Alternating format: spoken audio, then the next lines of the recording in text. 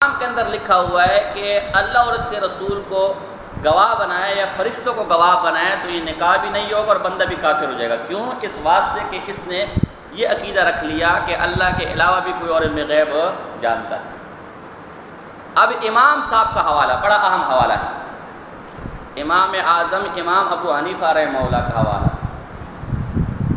رأى المنصور فی منامہ سورۃ ملک الموت، منصور بادشاہ جو تھا اس کے خواب میں موت کے فرشتے کو دیکھا۔ وَسَأَلَهُ عَنْ مُدَّةِ عُمْرِهِ، اور اس موت کے فرشتے سے اپنی عمر کے بارے میں پوچھا، بھائی میں اور کتنا عرصہ جیوں گا؟ فَأَشَارَ بِأَصَابِعِ الْخَمْسِ، اس موت کے فرشتے نے یوں اپنے 5 انگلیوں سے اشارہ کیا۔ فَعَبَّرَ الْمُعَبِّرُونَ، اب صبح ہوئی،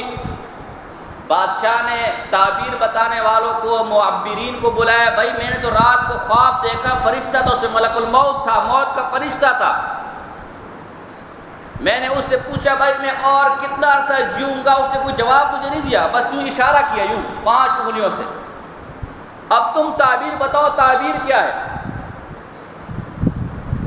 اب فَعَبَّرَهُ الْمُعَبِّرُونَ بِخَمْسِ سَنَوَاتٍ وَبِخَمْسِ أَشْهُرٍ وَبِخَمْسَةِ أَيَّامٍ،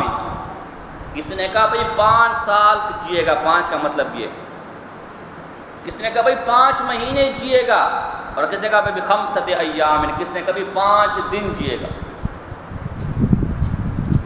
فَقَالَ أَبُو حَنِيفَةَ، اب اس کی تسلی نہیں ہوئی، ایک کچھ کہہ رہا ہے، ایک کچھ کہہ رہا ہے، ایک کچھ کہہ رہا ہے، تو اس وقت اس نے مشورہ دیا بھائی سب سے بڑے امام کے پاس جاؤ، سب سے بڑے اللہ کے ولی کے پاس جاؤ، سب سے بڑے فقیہ کے پاس جاؤ، سب سے بڑے بزرگ کے پاس جاؤ، امام صاحب جیسی شخصیت تمہارے درمیان موجود ہے، کسی اور سے پوچھنے کی کیا ضرورت ہے،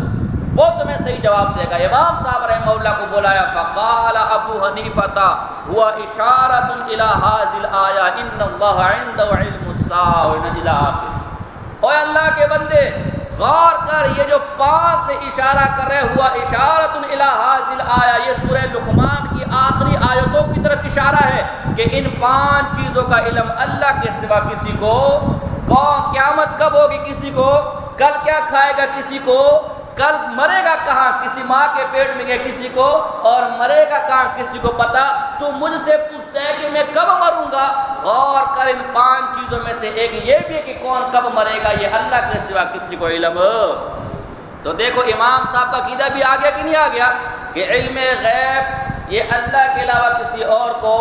نہیں ہے۔ تو امام صاحب سے لے کر جو مستند ترین فقہائے احناف کی کتابیں تھیں ان کے حوالے ہم نے آپ کے سامنے پیش کیے کہ علم غیب خاص ہے، خداوندی ہے، بلکہ یہاں تک انہوں نے کہا ہے کہ جو اللہ کی ذات کے علاوہ کسی اور کے لیے علم غیب مانے، حتیٰ کہ نبی اکرم صلی اللہ علیہ وسلم کا نام لیا، ان کی شخصیت کو مشخص کیا، کوئی ان کے لیے کسی پیر فقیر گھوڑے کتے کی کیا بات ہے، کوئی اس ذات کے لیے بھی علم غیب مانے وہ بھی کافر ہے۔ اب ہم تمہیں کہتے ہیں او ہمارے فریق مخالف، او اہل بدعت، ہم ایسے 20 اور سینکڑوں حوالے پیش کر سکتے جس میں فقہائے احناف نے یہ لکھا ہے کہ علم غیب خاص ہے، خداوندی ہے، اللہ کی ذات کے علاوہ کسی اور کو نہیں۔ تم کوئی ایک حوالہ ہمارے سامنے لے آؤ جس میں فقہائے احناف نے یہ لکھا ہو کہ علم غیب اللہ کی ذات کے علاوہ رسول اللہ صلی اللہ علیہ وسلم کو بھی حاصل ہے۔ خدا کی قسم زمین پھٹ سکتی ہے، آسمان ریزہ ریزہ کر گر سکتا ہے، قیامت کی صبح تک کوئی ایک حوالہ پیش نہیں کر سکتے۔